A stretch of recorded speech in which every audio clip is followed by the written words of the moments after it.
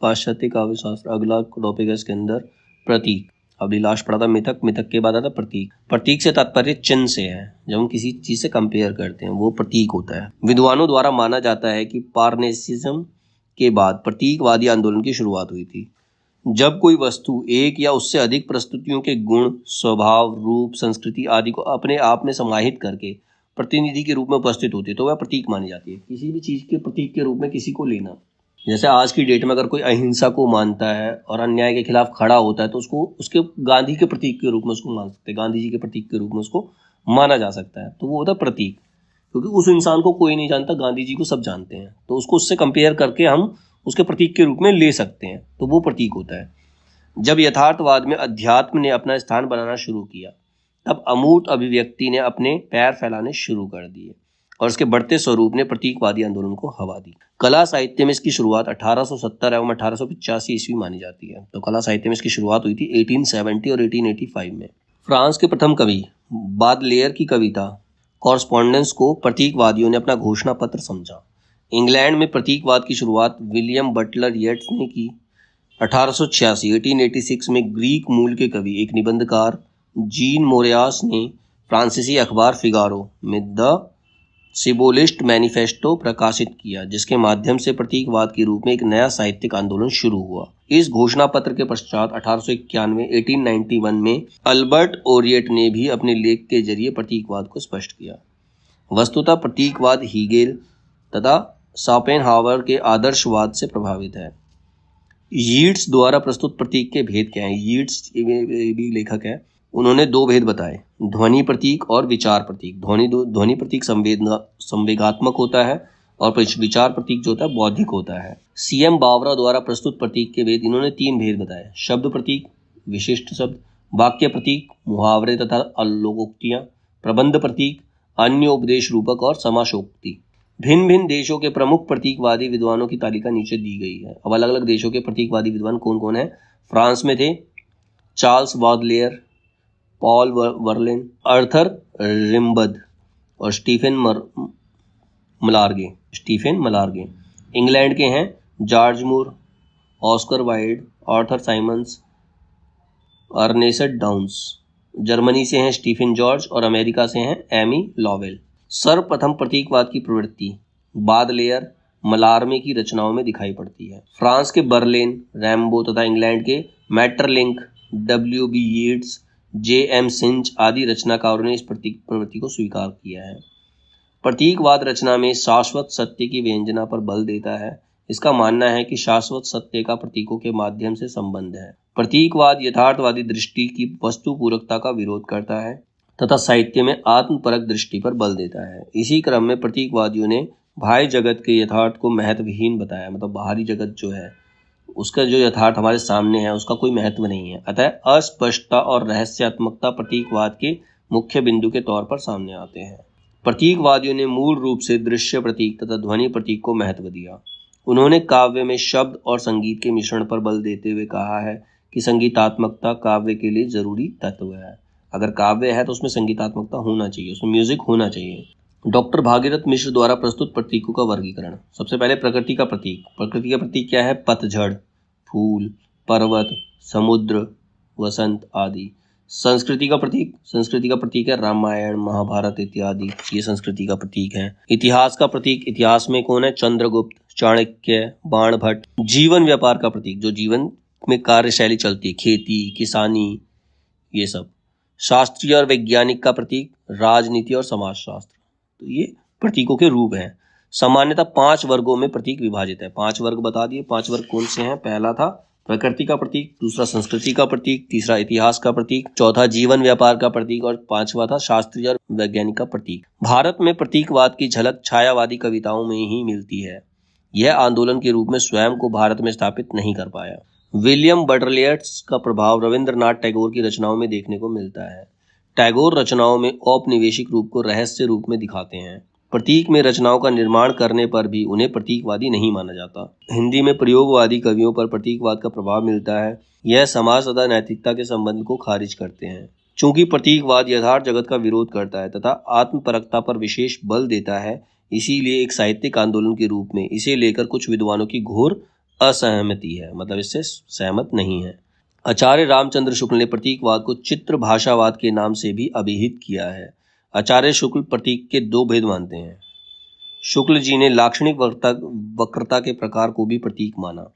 प्रतीकों के कुछ उदाहरण हैं, जैसे सांस्कृतिक प्रतीक में बोला है, साजन होली आई है सुख से हंसना जी भर गाना।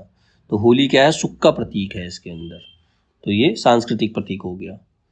दूसरा एग्जाम्पल दिया, प्रिय यामिनी जागी असल पंकज दृग अरुण मुख तरुण अनुरागी। ये भी प्राकृतिक प्रतीक है, मतलब प्रिय यामिनी जागी, जैसे पंकज, असल पंकज मतलब जो बंद हुआ कमल का फूल है वो एकदम से खिल गया हो, इस प्रकार से उसकी प्रिय जाग गई है, तो ये भी प्राकृतिक प्रतीक है, ये एक प्राकृतिक प्रतीक है। फिर है दुल्हनी गाऊं मंगल चार हम घर आए राजा राम भरतार। तो यहाँ पर राम, भगवान राम का प्रतीक है, मतलब यहाँ पर दुल्हन गाऊं मंगल चार, मतलब दुल्हन जो है दुल्हन के घर में मंगल चार गाए जा रहे हैं क्योंकि उनके दामाद हैं। दामाद को किस रूप में लिया?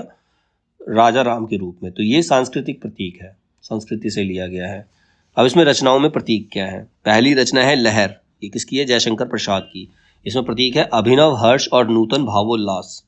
दूसरी है बादल, बादल है निराला की कविता, इसमें प्रतीक है ध्वंस सृजन और विद्रोह। प्रथम रश्मि, ये सुमित्रानंदन पंत की कविता है, इसमें नवीन इसका प्रतीक क्या है? नवीन चेतना, नई चेतना। मुकुल, मुकुल सुभद्रा कुमारी की कविता है, इसमें प्रतीक है प्रेम।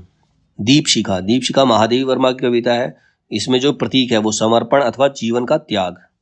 ठंडा लोहा, ठंडा लोहा धर्मवीर भारती की रचना है, इसमें प्रतीक जो है दुख और निराशा है। पहाड़, पहाड़ सर्वेश्वर दयाल सक्सेना की रचना है, इसमें ये कवियों का प्रतीक है। अब प्रतीक तथा प्रतीकवाद के संदर्भ में महत्वपूर्ण विचार, अब अलग अलग राइटरों के महत्वपूर्ण विचार क्या क्या हैं। सबसे पहले है रेने वेलेक और ऑस्टेन वॉरेन, ये कहते हैं प्रस्तुतिकरण के स्तर पर साहित्यिक प्रतीक किसी अन्य वस्तु की ओर संकेत करता है। फिर है आर्थर सीमंस, ये कहते हैं किसी शब्द का अर्थ क्रमशः इतना विस्तृत हो जाता है कि उससे परोक्ष विचार या रूप का ज्ञान होने लगता है। अभिव्यक्ति की इस पद्धति को प्रतीकवाद कहते हैं। लैंगर, लैंगर के अकॉर्डिंग प्रतीक जिस वस्तु का प्रतीक है उस वस्तु को नहीं, उस भाव को, उस धारणा को व्यक्त करता है। इमर्सन, इमर्सन कहते हैं सांकेतिक अभिव्यक्ति का नाम साहित्य है।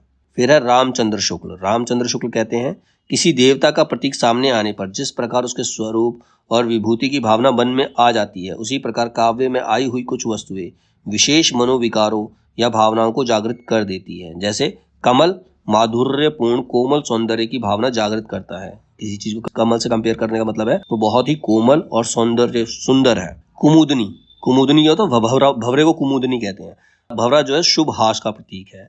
चंद्र, चंद्र का मतलब है मृदुल आभा, मतलब एक शांत सौंदर्य। समुद्र, समुद्र किस चीज का प्रतीक है? प्राचुर्य विस्तार, मतलब बहुत लंबा चौड़ा, समुद्र बहुत बड़ा होता है ना, तो किसी चीज का विस्तार समुद्र जितना है। और गंभीरता, समुद्र भी गंभीर रहता है, तो गंभीर उस चीज का, समुद्र जो है उस चीज को प्रतीक है। आकाश, आकाश प्रतीक है सूक्ष्मता और अनंतता की भावना को जागृत करता है। ये जैसे आकाश अनंत है वैसे ही भावनाएं भी अनंत हो सकती हैं। इसी प्रकार सर्प, सर्प मतलब सांप, सांप से क्रूरता और कुटिलता का, अग्नि से तेज और क्रोध का, वीणा से वाणी या विद्या का, चातक से निस्वार्थ प्रेम का संकेत मिलता है। चातक एक पक्षी जो कि स्वाति नक्षत्र की बूंद का ही पानी पीता है, उस वैसे पानी पीता ही नहीं, उसे स्वाति नक्षत्र की बूंद से इतना प्रेम है कि उसके बिना मर भी जाता है। तो यहाँ पर निस्वार्थ प्रेम का संकेत है चातक जो है। तो ये सब प्रतीक के रूप में इस्तेमाल होते हैं। ऐसा किसने कहा? रामचंद्र शुक्ल ने। रामचंद्र शुक्ल कहते हैं इन पार्नेशियनों के पीछे सन 1885 की प्रतीकवादियों जैसे सिवालेट्स और डिकेडेंट्स का एक संप्रदाय फ्रांस में खड़ा हुआ, जिसे अनूठे रहस्यवाद और भावनोन्मादमयी भक्ति का सहारा लिया। फिर है डॉक्टर नगेंद्र। डॉक्टर नगेंद्र कहते हैं प्रतीक एक प्रकार से रूढ़ उपमान का ही दूसरा नाम है, मतलब पुराना उपमान देना, कोई पुराना एग्जाम्पल दे देना, वो प्रतीक है। जब उपमान स्वतंत्र ना रहकर पदार्थ विशेष के लिए रूढ़ हो जाता है तो वो प्रतीक बन जाता है। जैसे कमल सौंदर्य का प्रतीक है, वो रूढ़ हो गया है, सबका जहाँ सौंदर्य का इस्तेमाल करना होगा वहाँ कमल का प्रयोग करेंगे। ठीक है। चांद, चांद सुंदरता का प्रतीक है, तो जहाँ सुंदरता को एक्सप्लेन करना होगा वहाँ चांद को प्रतीक के रूप में लेंगे। तो डॉक्टर नगेंद्र का कहना ये है। आगे कहते हैं प्रतीक शक्ति की तलाश का साधन है, प्रतीक जो है शक्ति की तलाश करता है। डॉक्टर भागीरथ मिश्र ये कहते हैं अपने गुण, अपने रूप, गुण, कार्य या विशेषताओं के सादृश्य या प्रत्यक्षता के कारण जब कोई वस्तु या कार्य किसी अप्रस्तुत भाव, विचार, क्रियाकलाप, देश, जाति, संस्कृति आदि का प्रतिनिधित्व करता हुआ प्रकट किया जाता है तो उसे प्रतीक कहते हैं। सेम वही रामचंद्र शुक्ल वाली बात कही है इन्होंने भी। डॉक्टर राम स्वरूप चतुर्वेदी ये कहते हैं कविता के लिए एक शाब्दिक प्रतीक होना एक आधारभूत शर्त है। कविता को हम डायरेक्टली नहीं बोल सकते, उसमें मजा ही नहीं आएगा, उसको किसी न किसी प्रतीक के रूप में लेना पड़ेगा तभी वो अच्छी लगेगी, ठीक है। पर हर शाब्दिक प्रतीक कविता नहीं होती। डॉक्टर कुमार विमल कहते हैं संपूर्ण अर्थ संदर्भ व्यंजित करने की शक्ति अर्जित कर लेने वाला कोई अप्रस्तुत या शब्द प्रतीक हो जाता है।